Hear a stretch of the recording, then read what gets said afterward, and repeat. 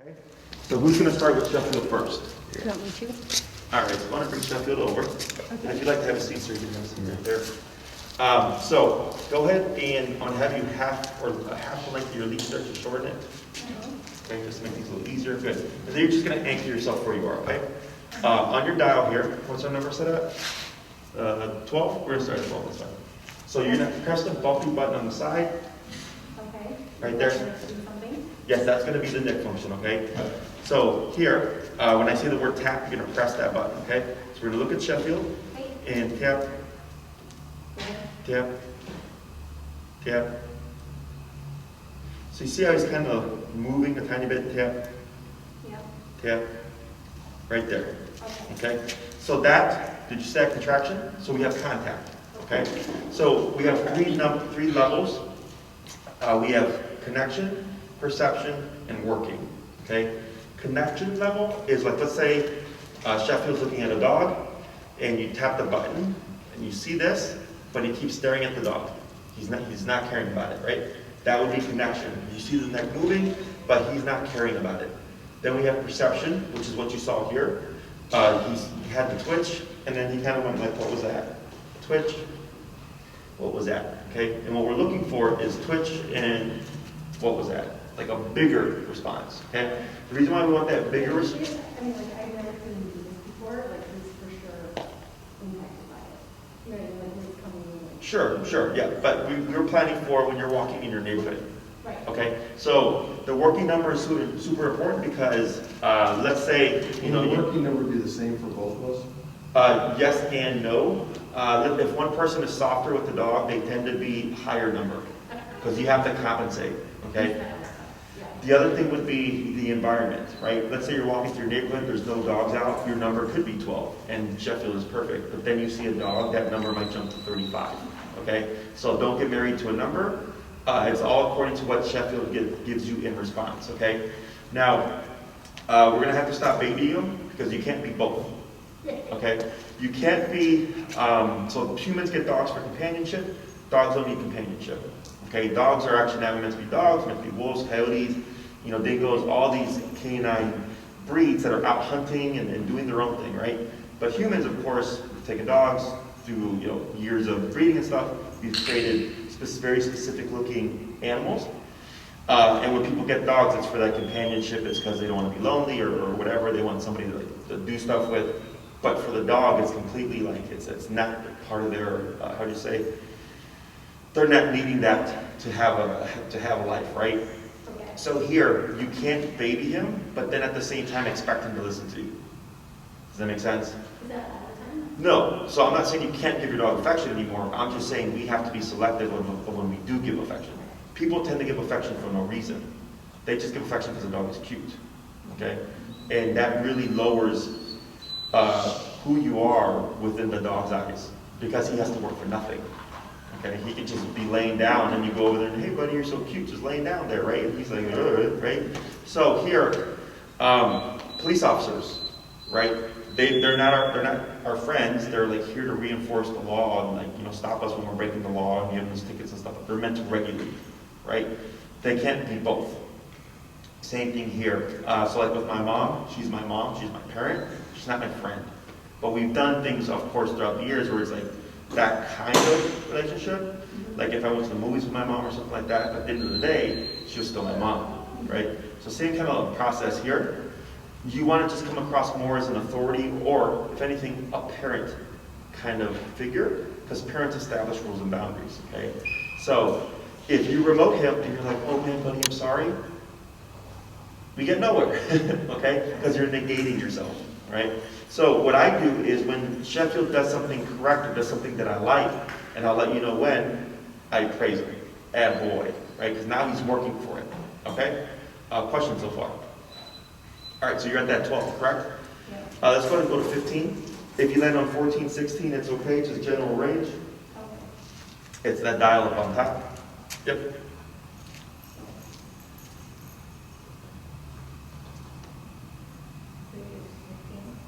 Yep.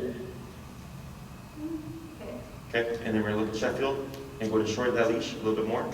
Okay. There we go. Tip. That bumpy one. Oh, I know. Okay, tip. Wait a moment. Tip. Right there. Okay, so you see how you give a bigger reaction than that 12? Okay, so we're going to start at 15. Now that's 15 in a bland environment. Okay, so when you go home, this is why you're learning to recognize catching that number. Because when you're outside and there's other things going on, you're going to have to figure that out. Okay, so what we're going to do here is we're going to start with the leash walking exercise. This exercise is going to be the foundation for the heel. And what's going to ideally address the reactivity. Okay? So go to shorten that leash some more. A little bit more. Relax your arm. That's good. So you see where your leash is? How there's like a little bit of a loop on the bottom, and how it's hanging by his armpit? Okay, that's your perfect length right there, okay? So it's just enough length to have Sheffield make a mistake, but not enough that if he steps over it, it gets tangled up in his legs. Okay, so this exercise is very simple. You're going to be walking with Sheffield, and I want to say a couple of words to you. Okay, the two main words to always listen to are turn and tail. So if you're walking with Sheffield, and this is Sheffield here, and he gets ahead of you, I would say turn. You're going to make an immediate 180 turn the other way, and then I'm going to say turn, and you're going to do this. Okay, every time I say turn, it's just going to go back the opposite way like that. Okay. Now when I say turn, I'm also going to follow up with the words tap. Okay. So Sheffield gets ahead, turn, tap, tap, tap, tap. Good. Turn, tap, tap, tap. Good. Turn, tap, tap, tap. Good. Okay. Am I only tapping though if he's doing something wrong? You're tapping when I say tap, right? Okay. And we're trying to teach him what to do when he feels the remote. So he is not meant to have this on his neck, okay? Now dogs do bite each other, they're physical animals, but they don't put e-collars on each other and press buttons, right? That's a human technology, but it helps as close to replicating a dog bite as humanly possible at the press of a button, okay? So what we're going to do here is we're going to condition Sheffield that when he feels that tap, right now you saw how he kind of fidgeted around. It's because he doesn't know what to do quite yet. Okay, so that's what we're conditioning him to do. If you put an e-collar on a dog and just press the button, their first instinct is typically to run away. Okay, because they don't know what it is. So of course we don't want him to run away. We want to teach him, if anything, to come to. Okay, so this e-collar or this exercise teaches Sheffield the concept of pressure on and pressure off. Okay, it's pressure on when you need him to do something, pressure off once he complies. Okay, so then he starts to learn, oh, okay, if I feel this, if I do this response, it goes away. And if I do it very quickly, it disappears very quickly. Okay? So, questions? No.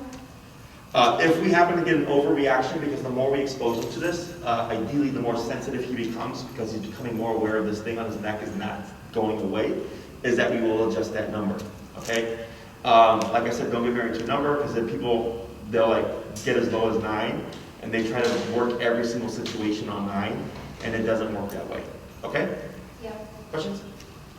Okay, so I just walk in a straight line. When you say turn, I turn, and then when you say tap, I hit. Correct. So if I say tap, tap, tap, that would be your rhythm. If I say tap, tap, tap, tap, tap, that would then be your rhythm. When you tapping, that's going up, the number's going up? No, it stays at the number it's set at. So right now you're currently at what, 15? Yeah. Yep. Yeah. So the only way that number goes up is if she were to turn that dial. If you go clockwise, it goes up. Counterclockwise, it goes down. Okay? So when you're ready, forward. Now here, pull to your left.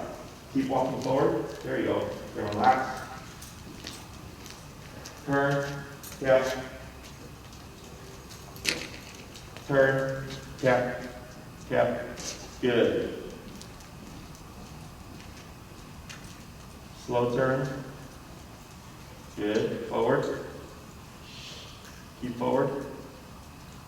Turn. Tap. Tap. Keep forward. Tap. Good. Pull your left. Good. Relax. Good. Turn. Tap. Turn. Relax that arm. Turn. Tap. Tap. Forward. There you go. Pull your left. Good. Relax. Good. Turn. Tap. Keep forward. Turn. Tap. Good. Turn. Good. Relax your arm. Turn. Tap. Okay, good, forward, good. Slow turn. Good, move forward. Turn, tip, tip, tip. Good, flex your arm. Good, slow turn. Good, move forward. Turn, tip, tip, tip, tip. Relax, good. Slow turn. And I can't like take it away or anything. Not yet, just make it simple, okay? Just focus on the remote, the turning. Turn, tip, tip, tip, good.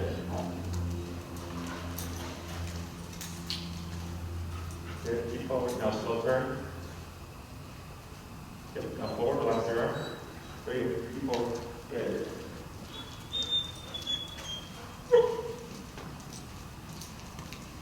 Turn, tip, good. Keep forward, tap forward, good. Turn, tap, tap, good. Relax your arm. Turn, tip, tip, good.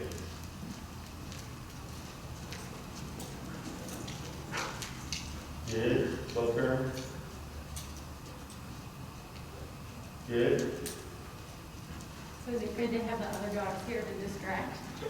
Yeah, I mean, they're not even being that much of a distraction for him, from what I can see here. Go ahead and slow turn, that's good. And forward. There you go, good. You would normally get Slow very turn. upset with these dogs. I'm sorry? You would normally, Be upset? yeah, or bark at them, growl. Go to slow walk here. Slower. And stop. Good. All right? Freeze them? A little bit. So can you see the difference from when you started to the end right there? Mm-hmm. What was the difference? He stopped pulling so much when he got to Tom. Correct, right? We started to, because like 3 times or so, he started to pull over, and I had you turn, you tapped him, he came to your side, repeated that a few times, right? And now like the 4th or 5th time, you're right here in front of Tom, and he's right here at your side, and he's not forging over anymore, okay? So can you see how this is working for him? Yeah. How does he pick up on this? No, I can definitely see it working. It's just for me, it's hard because like when he feels uncomfortable or he's panting, you know what I mean? Like, it just makes me sad. But Right, but you know, stress is a part of life. I know. You know, And normally I'm the one that's like the hard approach, but Uh-huh. with him I'm just different. So it's interesting because, you know, with humans and kids, like, no one would say, like, I want this kid to, like, never experience a bad thing in their life, because it's just not realistic, right? But I've had people say they love the dog. Or I've had people actually be more, I kid you not, actually care more about their dogs than they did about their kids. And I'm like, no. I'm like, it's stress affects everybody. Stress affects people, and it affects dogs, right? So think about when people walk past your yard, the ones that he barks at, the ones that he is not familiar with the dogs, right? He's responding to stress. That's what that is. He's going, I don't know who you are walking past my house, but I'm gonna let you know that I'm here. Okay? And so we have 4 responses to stress. We have fight, flight, avoidance, submission. Okay? So that barking territorialness is a part of the fight response. Okay? Which is, it's completely normal. Same thing with the leash reactivity. Okay? Because when he's on a leash, there's no escape. There's no flight mode because he's on a leash. He's tethered to you. Right. So that leaves fight, avoidance, or submission. He's not going to avoid the situation because he can't. Because he can't, and then he's not going to submit to it because in his world, it's kill or be killed. Okay, that's the animal world. People have a hard time thinking of that because in our world, we have laws and we have cops and we have judges and jails and all that stuff to help keep us safe. He doesn't know that. He doesn't know that when you're walking on a leash and he sees another dog, that the dog is not threatening, and it's just your neighbor across the street walking their, Right. their sheepadoodle or something like that. He just goes, there's another dog or animal in our vicinity, and I'm going to do this to keep us safe. So he's like bluffing, okay? yeah. So he's putting out threat to keep threat away, but it's in response to a stressor, which is, I don't know who you are. And even if you've seen the dog 100 times, to him it's still like, yeah, don't know you, so I'm just going to do this. okay? Well, I So- mean, he never stands like right by me like this. Like, even this is like really not like him. Sure. He would normally be All over the place? just wandering and doing whatever he wanted. And Sure. I would let him. And Yeah. that wandering and doing whatever he wants is unhealthy when it's not controlled, okay? So like, think of him as a 3 to 4 year old child. That's his learning capacity. But meaning like I already can see a difference. in him. Difference in his Yeah. behavior, right. Now, because the thing is with most dog owners is they start to feel bad because the dog's under control. But the control is actually what keeps the dog in line, okay? So control is healthy. It's just we're going to determine when he gets that freedom, right? And when he's like this. Now, being like this is actually what keeps him out of trouble. Because he's more concerned about you and what you're doing than he is about the environment. Right. Okay? And you're I'm not. worried that he's panting though, because that usually. Yeah, means but he has got to get the stress somehow. Okay, That's how dogs get stress, it's panting. okay. Okay? I mean, I get dogs that are salivating, their eyes are bulging out their head because they're so freaked out, but because they're emotionally weak, they don't know how to handle stress. But this actually helps toughen dogs up in a healthy way. Because dogs bite each other, okay? I say that a million times because that's how they raise their puppies. If a mother dog has a group of puppies and one of them is insecure or antisocial, you'll literally see her go and poke and prod and make them bite at the puppy and throw them at the other puppies and stuff to toughen them up and make them coexist. And eventually the puppy goes like, all right, well, I think I have no choice because the mom will just make it bite me if I try to get away from it, right? So here we're doing that same kind of process, but we're doing it with the remote. And, so again, stress is all over the place. What we're doing here is there's 2 ways this can work. One is he's more concerned about you. He's not concerned about the dog walking down the street, okay, when he's on a leash or whatever. Or 2, if the dog walking down the street or whatever is a stressor for him, it's really just the thought, okay, the thought of something happening. This is concrete. This is real. This is something that he feels, okay? So that when you start to, like in his mind, it's like, oh, there's a dog. I don't like it when I see dogs, but it's not such a big deal anymore because I've had worse. Does that make sense? Mm-hmm. So like me, I've been in business for 10 years. I've only had this facility for approaching, actually a year now. We just hit a year, September 17th. So I did not just start my career with the facility and 8 employees, okay? If I would have done that, I would not have had the capacity to handle that because it's a lot of stress. I grew to this point. I went from a one-man show to then having an assistant, to then having an assistant and another employee. So eventually having this 30,000 square foot facility, a very large rent, and all this other stuff, and then a pandemic, okay? Those are all stressors. But the reason why I'm still here is because throughout those 10 years, as life happened and things with business happened and stressors and all that stuff, I learned how to handle those situations, which then when I came to this point, I'm now able to handle this kind of situation. Does that make sense? Mm-hmm. So it's the same thing for dogs. It's just they're much more simple, okay? And the way we think and the way we think they think tends to be very different, okay? Yep. Questions so far?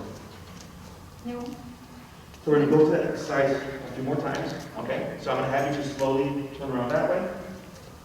Yep, and forward. Good. And slow down. Going to slowly turn forward. Good. And slow down again. Turn. Yep. Yep. Good, forward. Good, put the pace a little.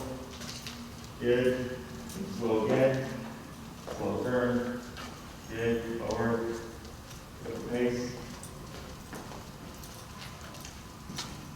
Now slow.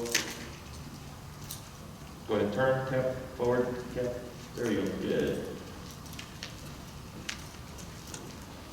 And slow down. And slow turn. Slow down some more. And stop. Good. So you see how Sheffield is right next to you, right? Go ahead and take up like 2 inches of slack here. There you go, and relax that arm. Very good. Okay. So what we're trying to do here, again, is to make them follow your lead. And But this is already like, I'm not trying to do such a different job. Right, Bert? that's what you wanted, right? Right, so Do you like his personality? we're not going to waste personality. Okay. Yeah, but so, and that's another thing, that you're wanting to have both, I know. right? And I'm not saying you can't have Sheffield for Sheffield.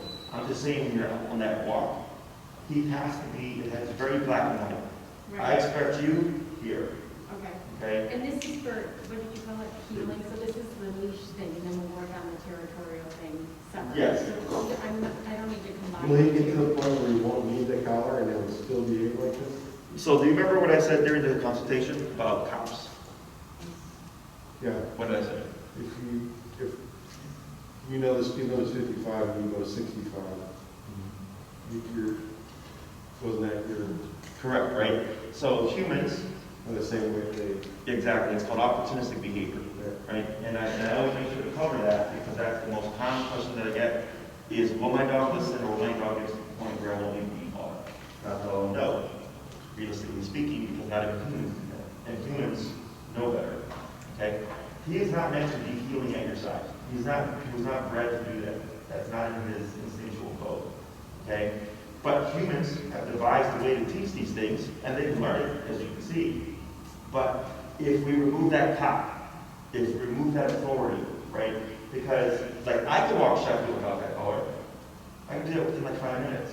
But I'm training for him for 10 years, right? But I'm doing a lot of things to actually have him do that.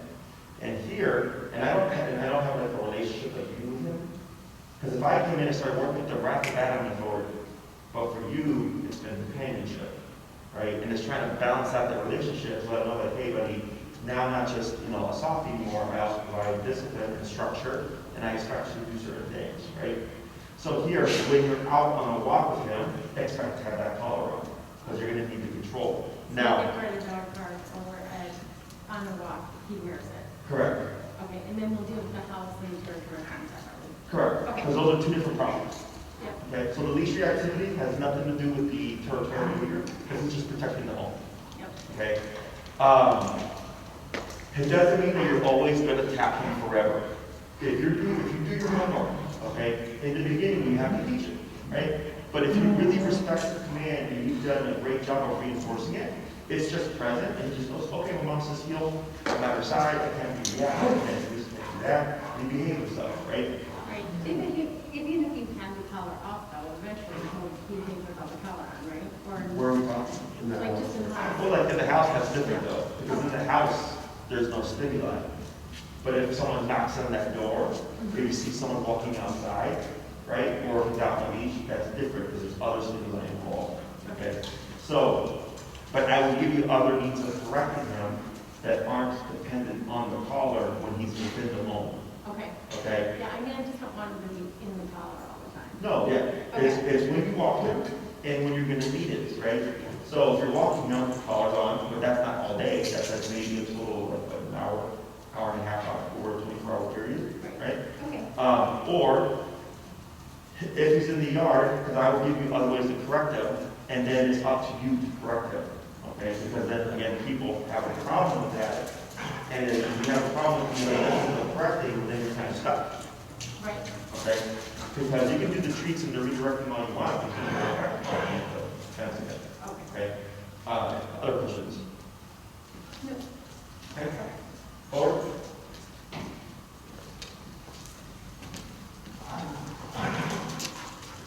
Good. You thought about it. He thought about it. You saw that, yeah? Yeah. The slow turn here. You're good. Yep. Now pick up your pace. This is good. Then you're going to slow down again. Slow down some more. All right. Go ahead and turn again. This is a Doing good. Go ahead and slow down. And stop. Good boy. Okay. So you see how Now can I break him? a little bit. Good boy. So here, you see how you just completely slack, the arm is nice and relaxed, right? That's physical, that's mental control. Okay? So most people try to control their dogs physically. They shorten the leash and they restrain the dog. And that creates more agitation. It builds more reactivity. It can progressively make your dog aggressive over time. That's like one of the most common things that I get. Is that when people get puppies, they tend to put the puppies in harnesses because they don't want anything on the puppy's neck, the choke, which I get. But then over the course of time, every time the puppy pulls towards the dog and say hi, the owner will pull that puppy back so they don't annoy that dog, whatever. But then over the course of time, that puppy starts to go from, hey, I'm a playful puppy, I want to say hi, to a frustrated puppy, to an agitated puppy, to an aggressive dog. Because every time they see another dog, the owner is pulling them back, which creates negative tension, and then they relate negative tension towards the dog. And they unintentionally make their dog aggressive over the course of, a year, whatever it is. So when I come into play, it's not that the dog is legitimately aggressive because they were born that way, it's because the owner unintentionally created that over the course of time. Okay? So here, with him and how close he is, this is really good. He's panting, he's a bit stressed, that's good as well, because if he's stressed about you, he's going to be more stressed about you than he is about the environment. Okay? He's never stressed, poor guy. That's how the Well, world. I mean, he'd freak out if 2 dogs were right there, so it's already an improvement. Sure, Now the biggest test, of course, is in the neighborhood. Because in the neighborhood, he's going to feel, more at home. Right? He's got more of an association here. The one thing that we have working to our benefit is that he's just completely foreign to him. He has no association to this environment. Okay? So he just comes in and like, where am I? That already kind of puts him in a more subdued state. Whereas if he's in the neighborhood, which is his domain, you may get a different response. Okay? But that's why this is so important. So when you're walking with Sheffield, down the block, if you were to get ahead of you, what are you going to do? Yeah, And turn. what did you say? Go back? Well, no, I thought you meant before this. Before this, yes. That's what you would do, right? Pull them back. Now we're changing that method, okay? So when you come out with Sheffield, I suggested you do the potty business first, let him pee and poop, get that out the way, and then just start your walk, okay? Now, we're not saying anything right now, right? We're not saying That's heel. not him speaking, is it? No, that's we're not saying heel right now. We're just using the remotes, okay? So for the first week, I don't say words with my clients because the dog has no association of what the word is, okay? And what I noticed is that if I give the word too soon, the owner will use the word and not the remote. Okay. And then I see them class 2 and the dog's pulling, they're going heel, heel, heel, and I'm like, why are you saying heel? They're like, oh, to get the dog to walk with me. I'm like, yeah, but you're not even using the remote. The word means nothing if you don't use the remote. So for me growing up, I was spanked. If my mom said don't do that, it was just don't do that. But then when I got spanked the first time, don't do that, I had a totally different meaning. Yeah. Right? Because I knew there was a threat of physical consequence. Right? So it's kind of the same thing here. Consequence does not have to be harsh. Consequence does not have to be mean. Okay, it's just appropriate to the dog, right? So like right now you're at 15, and that's baby levels. Okay? It seems like it was more than enough. Yeah, so I get other dogs that are on 85, 95. Their 85, 95 is your 15. Okay. Okay? It all just comes down to the dog. I would have had to guess if he had a low number. I would have guessed too. But that's here. Remember, that's Yeah. here. You're not in the real world quite yet. And that's where the real test is going to come into play. Okay? That's why I tell everybody, I can only take as far as I'm willing to go. Because if, let's say you go home and you start working with him, and he's being reactive, and maybe you cap it at 18 because you feel bad, and then I see you week 2, and I say, how'd it go? You're like, Jesse, it was terrible. You bark all the time. And I'll tell you, how'd you go? You'll say 18. I'm like, 18's only 3 notches away from 50. You have 127 levels total. I keep going up. Okay? I go up until I get the response I'm looking for, and I stop. I see the behavior stop. Okay? That's what dictates the number, is Sheffield response. And I get dogs, I have one right now, where the dog will yelp. Right? We start low, we work our way up. The dog will yelp, but it'll keep going back to the behavior. Okay? It keeps doing the behavior. The owner's like, I don't get it. The dog's yelping. Why does it keep doing it? I'm like, because it doesn't want to give it up. Like, even though it's yelping and you're stopping because it's yelping, which I understand, if the dog keeps repeating the behavior, it's telling me it's still not enough. Then we just keep going up, keep going up. And she went up to, I think it was 87, before the dog started to listen. And he would only yelp the first time. Every correction after that, he would yelp. So I told her it's really more so the surprise of the correction than it is the actual intensity. So it wasn't actually because of discomfort. Okay. Yeah, I mean, he's 15, seems to have done quite the trick here. Yes. Okay. So just keep that in mind. Okay. I don't want you to get locked up in your neighborhood and Right. just think. So for a dog like Sheffield, we were at 12, and then we went to 15. because I saw how sensitive he was with 12. Okay? So my next logical number would be 18, 21, 24, 27. So you're going in increments of 3. Okay, some dogs are going in increments of 5 to 8, some 3 to 5, yeah, I'm going in 3. And, you know, if you go in increments of 1, you're going to be there forever. Okay? And we're trying to make that progress within the leash that this way when I see you next time, it's like, hey Jesse, great progress, the activity dropped down 70%, this is where we're struggling to go pull. Okay. This is So the next on thing. leash, always like this, and if he starts to do anything, it's turn and tap. Correct. When Sheffield passes you, you will always 180 turn to the immediate right and tap.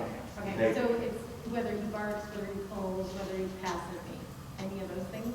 So if you see a dog approaching this week, if possible, step aside. Okay? So like let's say this is a sidewalk here, right? And we have a little patch of grass here, and this is the curb. I would step to the end of the sidewalk here where the grass is, and then you would short your leash. Okay, so go ahead and do that. Go to short your leash. Go to short a little bit more.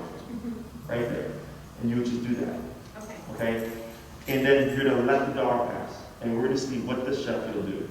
Okay? So you're doing a couple of things here. By stepping aside and doing this, you're giving space. Right? So if you were the other dog owner, we were about 6 to 8 feet away from each other. That space helps the dog handle the situation because it's not as threatening. Okay? Because you've given some distance. But we're still challenging him because we're facing the stimulus. Some people try to go behind the car, right?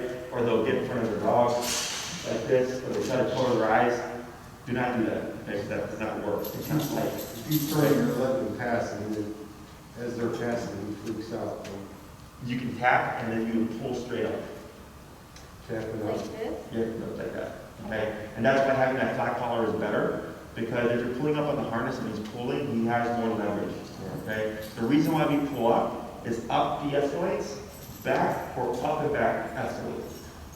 Okay? So if you're pulling just back pull up and then if it's bad, then tap. and you're tapping, right? But if Sheffield is giving you nothing, if he's being like this, and I'm the dog, and I'm walking by, and he stays like that, you do nothing. Okay? So then you're saying you're giving him the opportunity to either be bad or be good. And if you can, when you're stepping aside, you're reading Sheffield. Okay? So I'm looking at him and I'm watching his body language. Do his ears go up? Does he start to puff up his chest? Does he start to wag that tail? Right? Wagging tail does he's happy, wagging tail means stimulated. Okay? And it means there's a thought in the brain.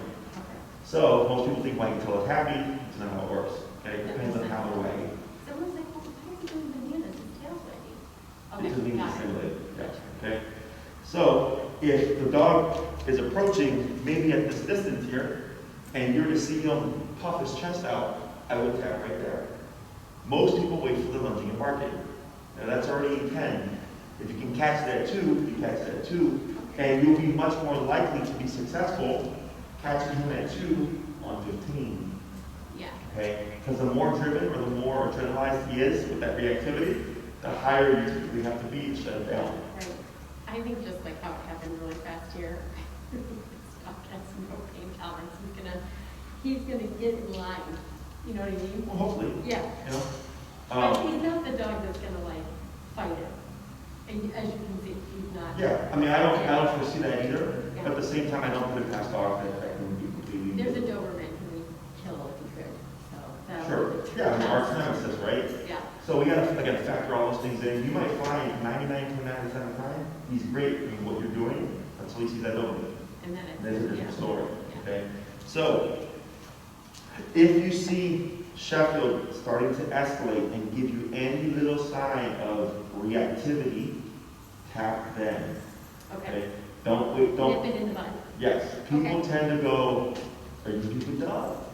Right? And give them the opportunity, and I'm like, I already see the dog's gonna make the decision. And like, well, maybe they don't. I'm like, no, you make them, not make the decision. Okay? So the more proactive you are, the more consistent he's gonna be in his responses. Because then he's gonna learn, oh, when I'm with mom, I can't even think about being reactive, otherwise I get a consequence. Okay. Okay? Questions? No, will you have time to? Yeah, let's go, we can swap right here. Okay. Okay. Good boy. Okay, so that's the father. Yeah, it's the bumpy one there on the So side. don't put your thumb on it. Okay. There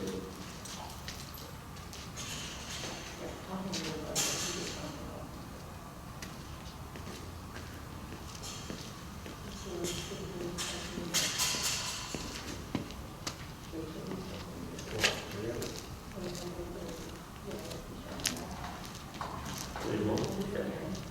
Yeah, keep that. The leash in your left hand is probably easier. And go ahead and take up a little bit more slack. There you go. Good.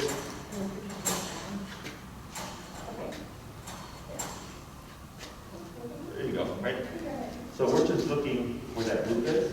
Yeah. Again, the L's. Right there. Yeah, there's a little bit of L or J there. And then it's right by your armpit. It's going to take up like maybe another inch or so here.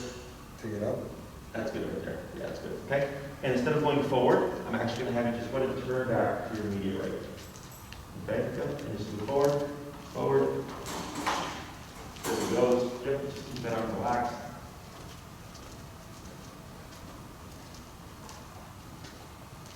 Good. And you're slowly, now you're slowly turn to your right here. Now here, go ahead and move forward. Pull to your left. There we go. And relax. Good.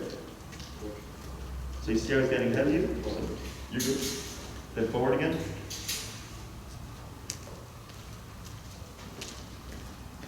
Good. Go ahead and slow to a turn here. That's good. Yep, go ahead and complete that turn. And forward, pick up your pace.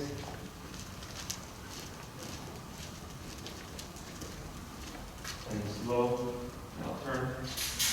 Good turn. Keep that arm relaxed. There you go. Now slow some more here. There you go. Right? So you have habits.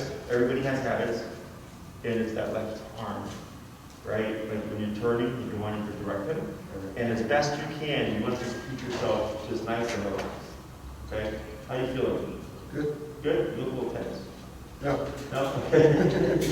So here. I think you're feeling a little bad. He's already being good to you. Yeah. So e-collar transfers very quickly. When I work with like typically with the first person, like I actually have 2-3 cases right now with their little puppies, they're about 6-7 months. And the first, like the owner, the first one that went, it was like, ugh, all over the place. And then once they got it done, they gave it to the second person, easy peasy. They're like, oh, I did all the hard work for you. I'm like, yes. I'm like, once they figure it out, it transfers very easily. Okay? So I'm going to move forward here.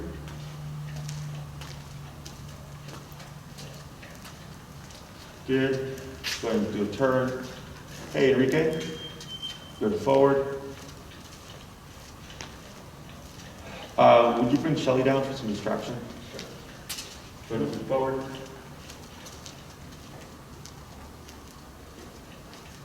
Good. And turn. Good. Go ahead and pick up a little bit. I'm going to have you try practicing just a sharp 180 turn, okay? So that's going to be an immediate turn to your right. There you go. Good. And then pull to your left. Okay. There we go. Good. Lock that arm. Slow down and slow turn. Good. Go to the pace. And slow up here. Slow down a little bit more. And stop. Good. So we have a little bit of distraction I want you to be able to correct at least a couple of times to get an idea what that's like. This is Shelly here. Going to bring Shelly down. We're going to watch Mr. Sheffield. Yeah. So we're just going to watch Sheffield here, okay? So you see how he's panting? So that's what we call venting stress or relaxed state, okay? So if he were to close his mouth right now, we would see that as tension. Because he's going from panting, open mouth, like right there, moment of tension, and then back to open mouth again. Okay, go ahead a little bit. So now we're going to change it, so we're going to bring Shelly on the inside. We're watching Mr. Sheffield here. So he closes his mouth.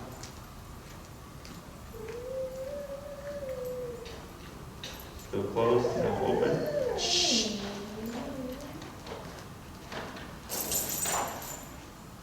Good.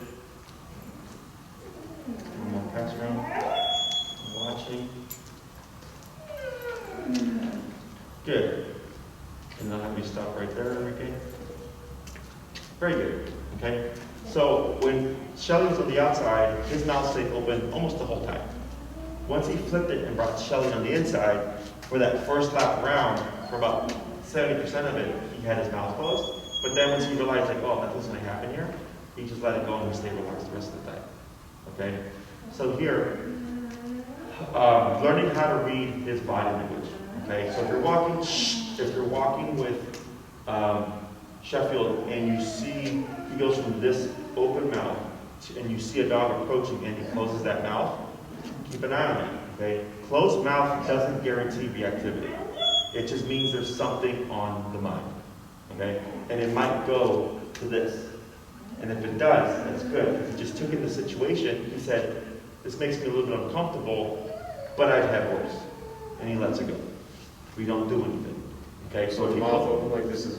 it's good. Yes. Mouth open means venting stress or relaxed state. You can show me back where that is. But that right there, he normally would be like, this is playtime, and be like howling and jumping. Oh, sure. It's like a different type of reactivity. Correct, yeah. So here, when you see the dog approaching, this is why stepping aside and just shortening that leash is important, because it allows you to read Sheffield more easily. If you try to walk past the dog, or whatever the stimulus is, very difficult right now. Okay? So always step aside, shorten that leash, and watch Sheffield. Watch that mouth. Okay? And don't get tunnel vision. People tend to stare at their dog and lock in, that they're not paying attention over here, because whoever's walking, maybe it's a new person you've never met before, and they're like, oh, look at this nice little doodle. And they just start approaching you with their dog, right? Is you're watching Sheffield to see, like, are you giving me signs of tension that I need to address or potentially address? But then also using the peripheral range to watch for is whoever's going to walk past us going to make the assumption that I step aside for them, because it does happen, okay? So if he's doing good, and you're watching him, and you see that person approaching and it's not looking very good, I look up, oh, we're training right now. So is that like what we should say? Because he's normally super social, so it'll be a big difference that we are not wanting him to engage. For now. So just like Yeah, just for now. call out and just say we're in training. Yeah, just for this first, once you get like the full package of things, and you go, okay, we've got reactivity under wraps, we understand how this exercise works, we understand how to read Sheffield, then I go to, you can give him permission to greet dogs, because you've already accomplished what you're needing, right? So I understand, he's social and he has friends on the block, but look at those as privileges, right? So for me growing up, I had neighbors with kids, right? They were my friends, but I couldn't just go over to their house. I had to ask Mom, can I go play? She'd be like, did you do your homework? No. Go finish your homework and then you go to John's. Okay, same thing here. If he's behaving himself, we're not getting reactivity, he's being really good on the leash, then then he earns those privileges. Okay? So we're not, again, it's like having a kid, 3-4-year-old kid, right? Just putting some structure to things. And then as you learn more about him, then you can start to get more of those privileges back. Okay? Questions so far? So I'm like, oh my God, who's this dog? I don't even know who he is. Yeah, and you see how he's looking over towards Tom? Do you know why he's doing that? Which way do you acceptance? For acceptance, or he thinks we're going to turn to the right? Yeah, we keep making right turns, Yeah. right? So by him already being like this, he's like, well, if you turn right now, I'm going to see that right away, right? That's normal to see in the beginning. This isn't permanent. Once Sheffield gets the name of the game, you're going to have a balance. So I don't need the dog to be looking at you like this all the time, okay? You may see it in the beginning because the discipline is all fresh in his mind, but realistically speaking, it's not forever, okay? Once he learns that, oh, all I need to do is walk next to my owner and not pull and not be reactive, you'll see him be more relaxed and take in the environment as he's walking, but you're still getting that nice heel where he's next to you, okay? Your visual guideline is your left leg to Sheffield's right shoulder, okay? You guys should be right next to each other, yep, just like that.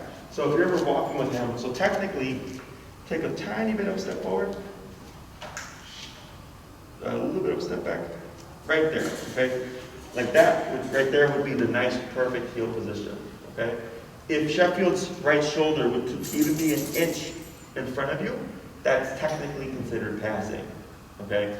Now, people tend to evaluate the heel with, oh, but my dog's not pulling that much anymore. But it's not about pulling that much. It's about he's supposed to be in a very specific position, which is that right shoulder to that left leg, okay? So if you let him get away with just a little bit of pulling, you're going to end up moving backwards, and then he's going to regress to being reactive again, okay? So when we're in this command, when we're in the healing position, it's very strict. And then the word that I use to release dogs from training is break. Okay, now do you happen to have one from before or anything like that? Free, okay, anything like that? Okay? So I use the word break. Break means your job is done. Okay? So let's say you're walking with Sheffield, he's done a great job, he's been at your hip, we've seen no reactivity, there's a nice plot of grass, you want to let him sniff and stuff. You would walk with Sheffield toward the grass, he'd slow down, he should stop with you just like that. You'd wait a moment, break.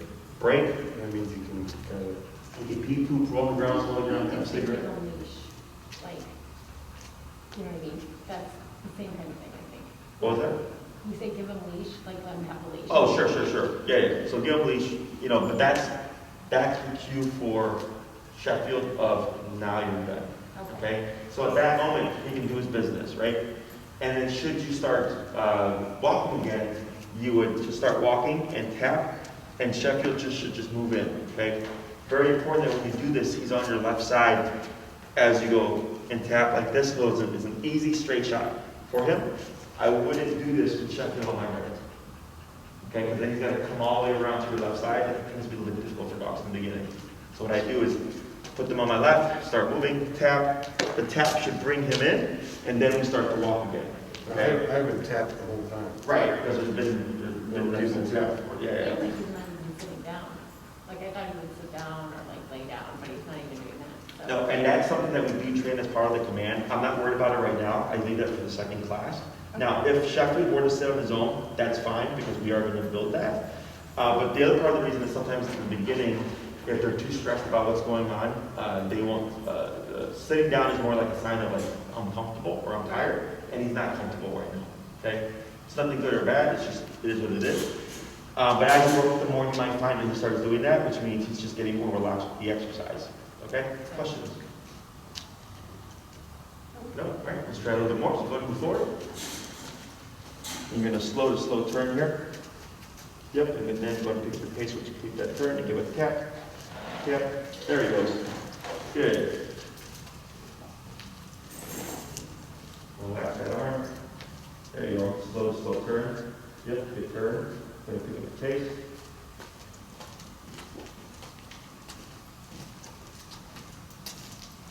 Good. Slow turn. There you go. There you go. Good. Nothing here. You're turning pretty good. Going to pick up that pace.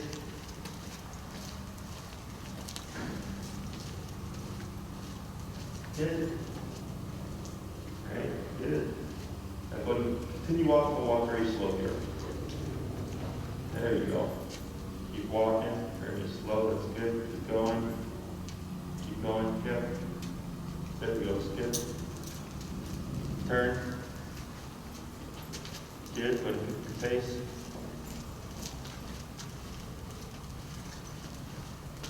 Relax that arm. Slow turn. Very good. And you're going to keep forward, but very slowly moving forward. Yep. Slower. And stop. Good. Okay. So can you see how he's matching your pace? Right? And this here is how he's a little bit ahead of you. This is okay in the beginning because he's crossing over. Now we're starting to see a little bit of shaking. You see that? Mm-hmm. That's normal. It's been through the stress too. Okay? Because no one likes discipline. Okay? Now, the more you expose them to this, meaning every walk that you do that's going to be anything longer than a quick potty break, that's what's going to help them get over this very quickly. Okay? People tend to only use the remote sparingly when they need it. Right? Oh, now you're lunging and barking. Now I'm going to remote you. But I remote for all these little things. So it gives me more opportunity. So the more often you remote him, the faster he gets over it. Right? So remote is a stressor. Have you guys ever been to skydiving? Mm-hmm. You have? How many times? Once. How was it? It was great. Was it stressful, or did you just hop right out? It was stressful. It was stressful, right? So, let's say we take skydiving, right? Obviously, the first experience is going to be very stressful. Let's say you go skydiving every week, once a week for a year. Do you think you'll get easier? Yeah, because you're doing it once a week, every week, right? Now, if you do it once a year, you know, it's going to be familiar, but you're still going to probably be very stressed about it because there's been too much time in between, right? Same thing for dogs. That's a stressor, and the more you expose them to it, the faster he gets over it, okay? The more or the less you use it, the longer it's going to take, and you're going to keep yourself in limbo, okay? Where you'll always kind of be like this. So like I have a puppy, he just had a second class. His first class, he was shaking like crazy. Okay, he was like this. And the owners were feeling really bad. I'm like, it's okay, it's normal. Give it a week. Came back a week later, unfazed.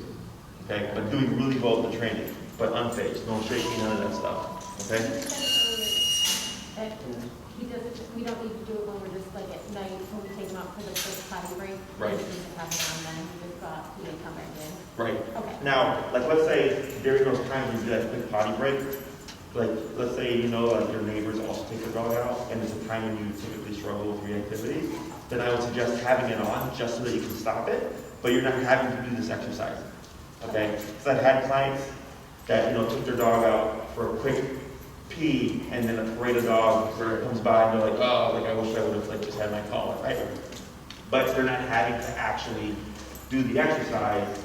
It's just as present in case they need to stop the dog's behavior so the dog is becoming indoor. But technically, you're fine without it, okay? Other questions? In shaking bird? Yeah. So, in terms of practicing and how long to practice, dogs are better in smaller chunks. So like 15-minute to 20-minute walks, 3 times a day, if you can, is ideal. If all you have is 1 solid hour, then that's fine. You're only turning when Sheffield is getting ahead of you, okay, or getting out of line. So if you walk with Sheffield and he starts to pull to the left, you would just keep going forward and tap. It should bring him back to your side. Should he get ahead of you, you just 180 turn, tap, bring him back, and if you need to go back that way, you just again, and then walk back in the direction that you were, okay? We want to keep that leash nice and slack when you're able to. So if you have a nice empty sidewalk, keeping that leash slack gives Sheffield the opportunity to, of course, make mistakes and forge ahead. But also it shows you just how well he's learning that command. You're saying give him more leash. Give him, yeah, exactly. So like, want to short a little bit? Like this. A little bit more. How you had it before, the L. A little bit more. Right there, okay? That's how much leash you want to give him. So that when you're walking with him, if you're walking with Sheffield and he's right here, no tension, it means he's learning to follow you. Right, Okay. that's what it should always be though, right? Yes, unless you see a dog passage, Right. right? Not when you give them more, it's just always like that. Yes, yes. When you give slack, if that level of slack, you wouldn't give more than that unless it was like his release time. Okay? Shh. Zoe. And then you do bend your arms sometimes. Keep it straight. Yeah, nice, right here. Right. If you find yourself up here, you're already catching that. Okay? It's gonna be nice and relaxed. Walking our dogs never feel like a strain. It should be enjoyable. And if you see a dog approaching, again, you can step aside to the curb. As soon as you acknowledge it, half a block away, 20 feet away, 40 feet away, I step aside, shorten that leash, and then I watch for his threshold. Because as the dog's approaching, maybe Sheffield's threshold is like 20 feet, and right when the dog's at this point, you'll see him start to tense up and close his mouth. Then I know more about him and when to expect every activity to start happening. Okay? If he does nothing, you do nothing. If you want to praise him, good. Okay? A calm praise. Because what's going to help Sheffield be non-reactive is creating a passive mindset. Okay? When you go, good boy, good job, yeah, you're creating excitement, you're creating stimulation, and that very easily transitions to reactivity. Okay? So, in the house, stuff like that, I could care less. But outside on the walk for this particular exercise, passive praise, good job. Okay? Now we start walking again. Okay? Because that's something that people do. Their intention is good, right? I get it. But they're not, the dog isn't, the overexcitement then leads to problems, okay? So for right now, we just do this when we're walking. for Correct. long. You're not going to use the remote for anything I've not covered with you yet, Okay. okay? So what's our release word? Right. Right, that's right. 4. I think you said give Oh, them. give a leash. Right. Yeah, right. Yeah, okay. When you start your walks now, again, go outside, potty first, get that done. Then I would start off maybe 10, tap, tap, tap, look for that response. 13, 15, whatever. And then as soon as you see him go like, whoop, start your walk. Okay, that's your working number. He doesn't really like go outside and poop right away. He kind of knows that, he do a full loop, it's like a mile loop. Mhm. And so he always waits to To the that end. paper. Yeah. Okay, will you pee first? Yeah, he's right Okay. away. So then go by his habit, just let him pee first and then start your walk. Okay. Okay? I don't feel like will he be able to poop though when we're in this training mode? It's Yeah. rare. I mean, I've had dogs be like, ugh, right? But it's super, super rare. Unless you want to, do it a mile walk, let them poop, and then start your walk, but then during that time frame, you're going to deal with all that nonsense. He'll go if he has to go. Okay. Got Then the walking also helps him go, because it gets the body mechanics going, okay? What I suggest is before training, put the collar on, 15 minutes, and leave it on 15 minutes after. So you don't build a pattern of collar on, discipline, discipline, discipline. You can also pair food with this. When you bring the collar out, give him a piece of cheese, put it on the cheese, do your walk, come back. When you're done, 15 minutes, grab it, cheese, take it off cheese. it. Okay. Okay? Now, my dogs love to eat collars. When they hear it, they come running. Because they know it means they're going to be off leash and they're going to be walking and all that stuff. So the way you present it makes a big difference to how you perceive it. And you're like, no, buddy, really sorry, but we're going to have to do this, right? He's going to pick up on that negative energy. It's like, if you don't like it, then why should I love it? Okay? So I'm always either neutral or upbeat. Come on, bud, go for a walk. Even if he shudders, let's go, right? Put it on, add a boy, here's some cheese, let's go. And then we go for that walk, and eventually he's just like, oh, okay, it's just a part of life. Okay? Other questions? Are we almost at the end? Because I was wondering, can you show us maybe one more time how to put it on? And also, it would be possible for us to get shot, just to see what that would feel like. So, I love shocking people. Here. so which, you said put like a nail polish so we know. Yeah. It's pretty tight. Hey, Enrique. I had my painter marker out here earlier. Yeah, that way we Can you could, see? we do the right one. Right. So 15, right? This is baby levels. Okay, so right now, let me see if I can do this. There it is. You see that twitch? Yeah. Right there? That's because it's moving my muscle.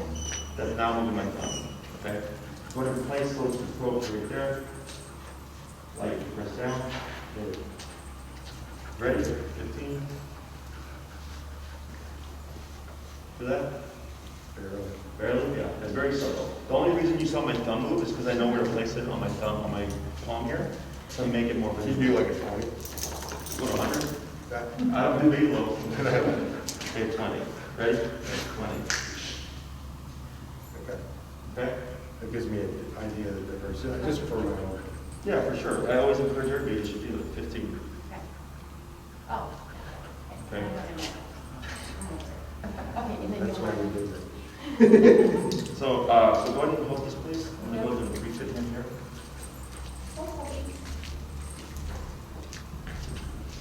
Yeah, so the way the dog responds is it gives you an indication of the dog's This should be in like the middle of his head, or? right above at the top of the neck here, Yeah, the right little there. things right Okay. there. So right behind his little floppy ears here, okay? And then we get this.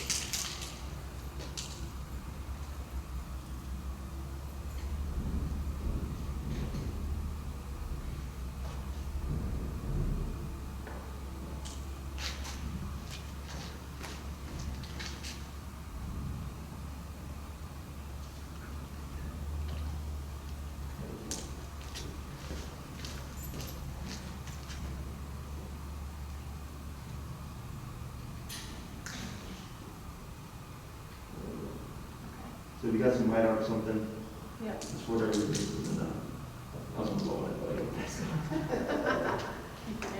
but I heard a drink, take a drink from that. Oh, is it? There you go. Okay. Yeah, so,